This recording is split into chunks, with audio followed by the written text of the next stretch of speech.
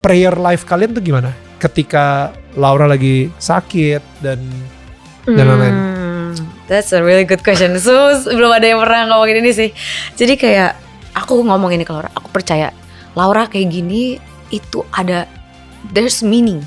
Aku gak ada berdoa Laura balik lagi semula 100%.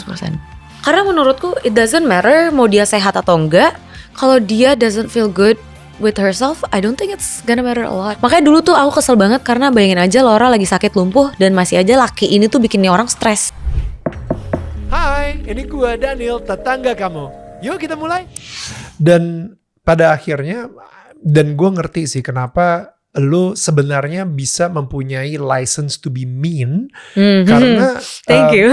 Right? Karena with your condition, with your situation, lu mungkin lebih mudah untuk bilang, hey, this happened to me. Does this ever happen to you? No. So, you know, I can be mean gitu. You know, and if it ever happen kayak bokap atau nyokap gitu dan mungkin adik-adik gitu yang kayak bisa jadi mean ke orang juga.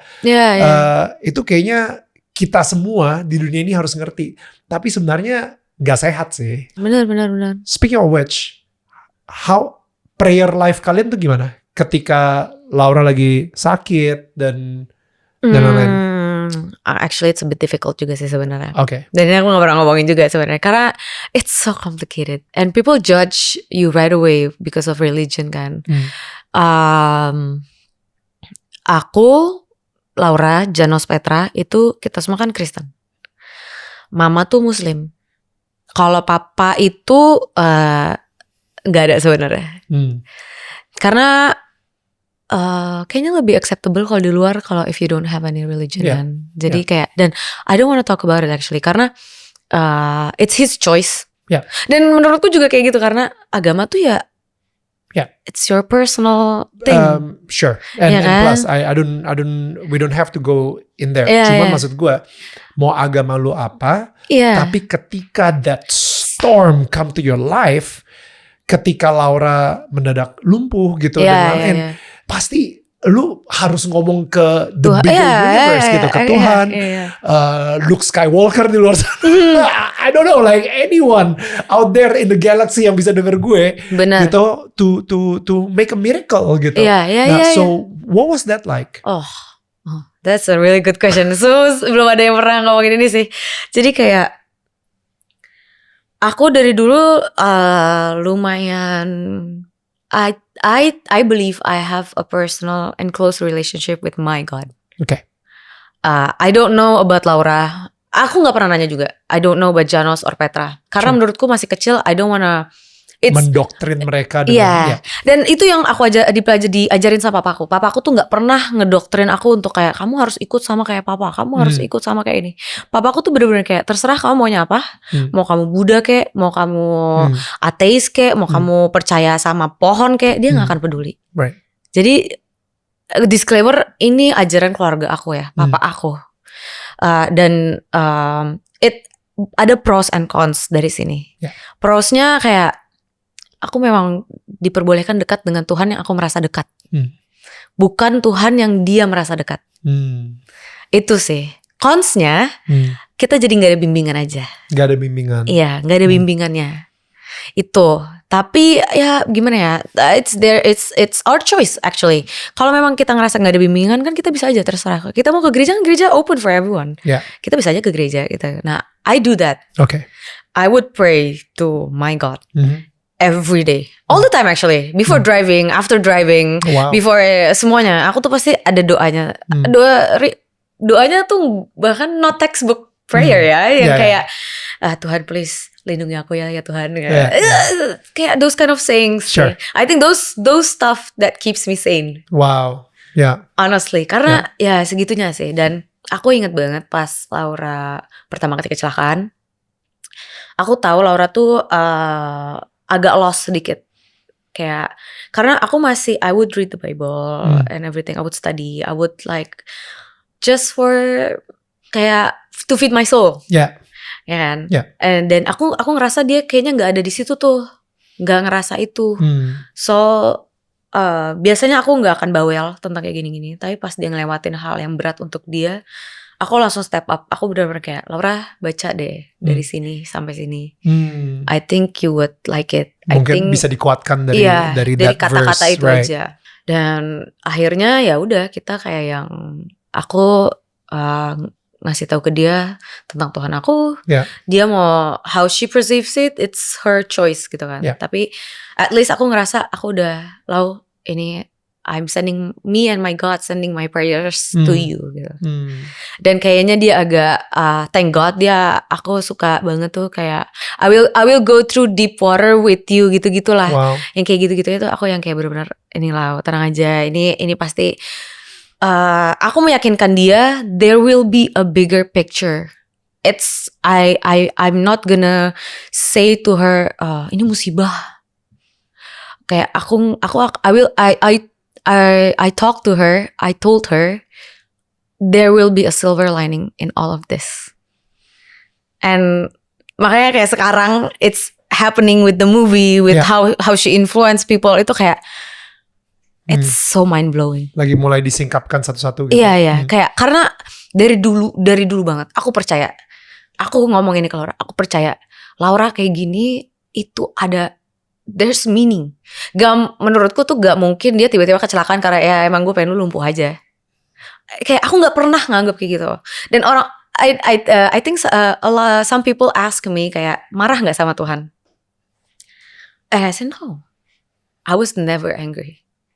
To God at least. To the people but to God no. I think I never feel angry. I never questioned why is this happening to me? I never actually question it like that gitu loh. Karena aku selalu percaya pasti ada jalannya. Pasti ada silver lining. Pasti ada maksud Tuhan kenapa dikasih kayak gini. Itu sih. Dan thank God Laura lumayan masuk kotak dia sedikit-sedikit. Kalau gak apa-apa lah. It's okay. It's dan aku di situ juga memastikan Laura ini nggak sendiri kok, karena I bet she would feel lonely, ya kan? For sure she would feel lonely. Then I would never be able to feel that. I don't think anyone can feel anyone's loneliness. Jadi dari dulu yang aku ajarkan ke Laura, aku ajarkan ke adik-adik aku ajarkan ke diri aku sendiri, is how to be okay with yourself. How to be okay with loneliness. Karena aku nggak tahu ini baca dari mana, tapi kayak kita lahir di dunia ini sendiri, kita akan mati sendiri. So we have to be okay with ourselves. Dan aku tahu susahnya untuk Laura.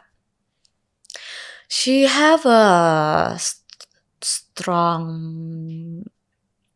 insecurities with herself. I know she's hard on herself too. Dan aku bisa ngerasa dia yang kayak I don't think she felt safe with herself. I always feel like she needs someone all the time. Bahkan sebelum sakit sebelum sakit ini, kayak dari kita di Hungary pun kayak dulu ini pernah kejadian kita selalu satu kamar selama 18 tahun kita selalu satu kamar. Sampai akhirnya orang asrama misahin kamar kita. Jadi di asrama tuh diacak gitu namanya. Karena ternyata we didn't know, kita harus naruh nama kalau kita pengen satu kamar. Dan kita gak tahu karena kita waktu itu di Indo. Dan itu kan during the time kita not in touch with other part of the world. Right. Jadi kayak akhirnya kepisah beneran. Itu dia nangis karena dipisahin kamarnya sama aku, bayangin. Which at the time kita juga berantem terus loh padahal kerjaannya. Tapi satu asrama kamarnya jadi beda. Iya, kayaknya cuma beda lantai doang waktu itu. Kayak aku di lantai 3, dia di lantai 4. Itu doang. Ya ampun. Dia senangis itu sampai kayak nggak mau ya sampai gitu. Dan di situ aku ngeliat, dan dari situ aku belajar kayak ini anak nggak bisa nih sendiri. Makin aku jadiin nggak, kita pisah kamar. Big sister mentality banget sama gue juga. Kita bisa kamar, harus bisa sendiri. Dan gue di Australia juga kayak di asrama, dan habis itu gue year 12 saat itu, adik gue baru masuk year 8, dan habis itu yang dia ngintilin gue terus, enggak, lo harus temenan sama yang lain, jangan sama gue. Sama juga. Sampai segitu ya. Dan dia tuh yang kayak baju aku cuciin, aku yang jemur, aku yang setrika. Dia karena terbiasa. Tidak ada pembantu di Hungary, guys. Betul. Di rumah pun juga gak ada kan. Jadi dari dulu kayak di rumah juga gak ada. Iya, jadi kayak kayak terus akhirnya kayak kita pisah kamar. Jadi ruang laundry tuh per lantai. Dia laundry di situ ya, aku laundry di sini gitu. Right. Dan aku selalu ngajarin dia harus bisa sendiri, laundry sendiri, semuanya sendiri. Dan kayaknya di situ dia benci banget sama aku karena I mean I get it. Yeah. It's tough love. That's the risk. Ya, jadi I get it. If you hate me, I don't care. Tapi bisa sendiri kan akhirnya. Kayak menurutku dia akan ngelihat itu nantinya. Dan pas dia sakit, aku gituin juga. 1 tahun pertama dia aku gituin. Dan in the end dia sadar sendiri gitu sih. I think she have her own realization happening juga. Kayak dia ngerti kenapa aku keras ke dia. Apalagi dulu pas di Hungary dan ini itu. I think I earned the respect from her actually. Karena kan kalau adik kakak kan kayak apaan sih lu. Sampai in the end akhirnya dia jadi respect aku. Jadi segen. Jadi akhirnya dia segen sendiri. Dan aku memang sengaja I put myself in that position. Karena dari kecil karena kita umurnya deket banget, mama papa kita tuh nggak pernah ngebikin kayak aku kakak. Jadi kalian temenan aja gitu. Dan I know she can be disrespectful at times with me. Dan at that time, at first aku kayak ya udah, karena pas masih kecil. Pas udah gede aku kayak no, I'm not like that. I am your friend, but I am still your sister also. Wow. Jadi aku yang bener-bener I will put myself in position. Karena jujur Laura tuh dominan banget orangnya. Dan aku very submissive. Jadi kayak aku nurut aja. Dan at that time kalau dia udah mulai disrespectful, itu aku yang aku akan nope. I'm kind but don't take my kindness for granted. For granted. Tadi lu sempat bilang sesuatu yang bagus banget. Lu bilang kayak you need to be okay with yourself. Lu harus ngerasa okay dengan diri lu sendiri. Dan lu bilang lu ngajarin itu ke Laura, lu ngajarin itu ke adik-adik juga kayak gitu kan. Dan I think gue balik lagi ya, moment revelation ketika gue tahu bahwa gue ini bisa okay sama diri gue ketika gue sadar kalau misalnya Tuhan itu sayang banget sama gue. Masa gue gak sayang sama diri gue sih? You know, Tuhan udah maafin dosa gue, kenapa gue gak bisa maafin dosa gue sendiri? You know, I think itu sih momen-momen dimana gue yang bisa jadi okay sama diri gue sendiri gitu. Karena harus tetap ngelihat from the bigger picture, from the other perspective. The God's perspective, right? Makanya gue balik lagi tuh. Ketika Laura kecelakaan, what was your prayers life? Like akhirnya nyokap berdoa kah? Bokap berdoa kah? Bokap yang tadinya percaya sama pohon akhirnya dia berdoa sama Tuhan gitu misalnya. Atau kayaknya papaku rada mulai kayak mulai nyebut Tuhan bahkan. Wow. Karena biasanya dia tuh kayak biasa aja bener-bener kayak ini. Dan dia mulai kayak papa berdoa deh sama Tuhan semoga Laura bisa sembuh. I mean those kind of things is a big deal for him gitu kayak. For me gitu kayak. I never hear him actually say those kind of stuff gitu kan. Karena sejujurnya aku tahu keluarga papa aku di Hungary itu very strict. Nenek aku itu pendeta. Kakek aku juga pendeta. I know it's so. Dan dianya enggak. Gue gak mau percaya. Dan I think some happens in the family yang bikin jadi sebenarnya dia jadi kepahitan banget sama dan sekeluarga actually. Jadi banyak papaku tuh kan 4 bersaudara juga. Semuanya jadi nggak percaya Tuhan gitu. And I don't know, I honestly don't know what happened. I didn't ask, I never ask. Jadi kayak I don't know. Dan jadi kayak yang tapi aku tahu papaku keras dan keluarga mereka aku ngerasain sih. Jadi kayak I'm mad at him for not being a good father. For not being a good husband. Tapi setelah aku di sana aku jadi lebih ngerti juga kayak why he was like that. Karena yang kita suka lupain bahwa ayah kita itu pernah menjadi anak kecil juga yang disakiti gitu. When I see it like that, aku tuh langsung kayak okay. It's in the past. Jadi empathy. Langsung empathy. Dan ini lucu sih. Aku nggak ada berdoa Laura balik lagi semula 100%. Oh wow. Doanya apa? Just for her to feel better. For herself. Karena menurutku it doesn't matter mau dia sehat atau enggak. Kalau dia doesn't feel good with herself, I don't think it's gonna matter a lot. Jadi kalau bagian ini aku pisah ya. Personality and medically. Personality, I would pray something like that. Medically, I would only pray for someone to be smart enough to find the cure. Wow, ya betul. And in the meantime, medically aku benar-benar dulu tuh aku research banyak banget. Yeah. Everything. Aku tuh sampai kayak ada di New Zealand, ada di Thailand, ada di China.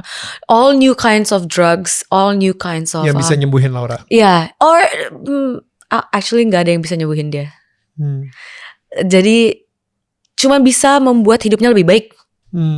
Itu. And that was my goal at the time. Yeah. Jadi dulu fokus aku itu benar-benar gimana nih caranya Laura bisa sendiri, gimana caranya Laura bisa nge-improve hidupnya yang sudah seperti ini. Ya.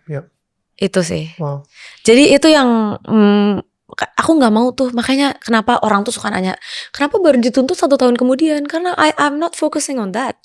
Wow. I'm focusing on something even bigger. Itu. Dan itu emang pertanyaan gue juga tuh. Kecelakaannya Desember 2019, tapi kenapa beritanya baru naik di 2021? Iya. Right?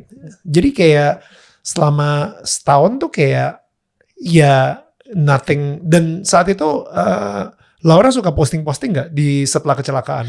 Nah, 1 tahun setelah Laura kecelakaan itu, she gained a lot of weight. Okay. Dan seperti yang aku bilang, dia kan sebelumnya udah ada insecure-nya juga kan. Yeah. I think being in the spotlight makes you like that. Yeah. Being in the camera and everything. Yeah. Jadi pas dia gain weight, terus dia jadi nggak posting lagi, dia nggak mau posting lagi. Tapi at the same time, wait, udah penyakitnya sendiri itu sampai, sorry namanya apa? Cerebral? Bukan cerebral, spinal cord injury. Spinal cord injury, sorry. Spinal cord injury. Jadi itu kan triggernya gara-gara kecelakaan. Nah, jadi ketika kena spinal cord injury, apakah efeknya ya langsung lumpuh atau masih bisa jalan-jalan dulu tapi langsung lumpuh? Langsung lumpuh. Oke. Selama setahun tuh. Dan obviously dia sampai sekarang. Iya. Maksudnya sampai dia sampai dia meninggal. Iya. Tapi obviously selama setahun pertama itu ya ketika dia gain weight karena dia nggak bisa jalan, nggak bisa exercise lagi kan. Iya. Yeah. Dan hormonnya langsung berubah. How the body works, it's so amazing actually. Jadi kayak badan kita berfungsinya langsung beda lagi. Dia harus nge-regulate emotions, stress. Karena stress itu ternyata sengaruh itu. Gila, ya. Sengaruh itu. Dan I know this. Aku kemarin berkesempatan ketemu sama orang-orang yang kena spinal cord injury juga. Katanya kuncinya cuma 1. It's in your mind. Wow. Jadi dari semangat, dari pikiran. Makanya dulu tuh aku kesel banget karena bayangin aja Laura lagi sakit lumpuh dan masih aja laki ini tuh bikin orang stres. Itulah yang kayak orang-orang tuh kadang gak ngerti kayak part of the healing for her, number 1 itu no stress. Itu dokter sampai nulis no stress at all. Dan aku kasihan banget sama dia, stres tuh berdatangan setiap harinya untuk dia. Itu. Dan nomor 1 karena spinal cord-nya dia tuh tinggi banget. Dia tuh C3, C4, C5. So it's like up high. Honestly kalau nyampe C2 fix dia meninggal. Dokter pun kayak bingung. Kayak ini sebenarnya keajaiban juga. That's how I know actually. Yeah. That's how I know when she didn't pass away and she was paralyzed. That's how I know God have bigger picture for her. Wow. Itu sih. Wow. Jadi kayak yang aku pas di situ kayak C3, C4, C5 itu aku dengar, aku lagi di Hungary, aku lagi belajar. Aku benar-benar langsung research semua tentang C3, C4, C5. Aku benar-benar kayak isi aku tuh benar-benar kalau nggak ngurusin Laura, aku research paper. Dan aku bukan dari berita ya. Ini research scientific papers. Yeah. Wow. Karena kalau bukan scientific papers, I'm not gonna believe it. Ya. Wow. Karena aku tahu orang kalau lagi hopeless, lagi sakit dan hopeless, desperate dia bakal ambil desperate-nya apa aja kayak semuanya. apa. Makanya Okay. jadi aku balik lagi tapi that first 1 year kenapa tidak ada pemberitaan, kenapa tidak menggugat langsung gitu, kenapa harus nunggu setahun? simple karena 1 kita fokus banget ke Laura. Oke. 2, kita masih menunggu itikat baik mereka. Karena dari awal kan dia gak bayar apapun sama sekali. Pokoknya setiap billnya tidak ada, mereka hadir, billnya datang, mereka ngilang. We're not someone with money. Uang kita selalu pas-pasan. Clearly they know someone. Jadi kita mau fight kayak gimana pun juga susah. Kita mikirnya di situ sih. I have my dreams. And one of them was like growing old with her. Aku mau keturunan aku nanti pun kenal dengan dia.